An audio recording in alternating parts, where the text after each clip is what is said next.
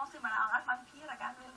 Men han er så ikke helt så populær som sig, fordi han denne video har faktisk kun lidt over 200 millioner views. Det er ikke så mange views, men hvis man nu tænker på, hvor mange folk vi har i Danmark af mennesker, så er det jo rimelig meget. Så kan man sige, det er en pæn chat alligevel. Ja, ikke? Jo, det synes jeg også. Ja, jamen, det er meget sejt, men hvad for dig er en god musikvideo?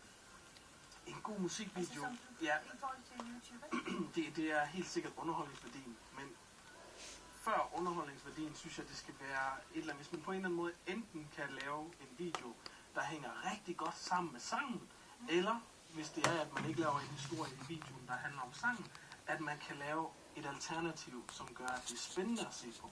Okay. Så at man for eksempel laver faktisk det modsatte. Så en god video, den har rigtig meget at gøre med ideen bag den, tror jeg. Det er den, der er vigtigst. Ja. Hvor meget bruger du selv YouTube? Jeg bruger det faktisk mere, end jeg bruger fjernsyn.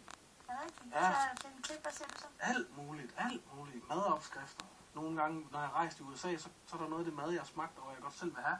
Og jeg kan ikke finde nogen restauranter, der laver det. Så er det sådan, ind på YouTube, bang der opskriften, så er det i gang. Så står du derhjemme og konkurrerer. Og så skal der laves mad. Og det er alt lige fra det til... Jeg kan godt lide sådan nogle konkurrenceskytter, der kan kaste en dåse op i luften. Og så er du også lidt med på de sjove ting der? Ja. Mm. Det er lidt det med det samme underholdning. Ja. Du sidder ikke og venter på, at der kommer reklamer eller et eller andet. Men prøv at held og lykke med dine videoer på... Jo tak. Jeg regner med, at du giver mig et par views, ikke? Jeg skal nok lige komme med et par moves og en fuldæderkompestund. Ja.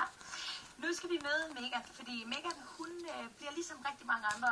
Nogle gange spurgte om det der, hvad vil du gerne være, når du bliver stor? Og helt ærligt, hvordan skal man overhovedet kunne svare på det, når man ikke har fået lov til at prøve, for man ved jo ikke, hvad man snakker om.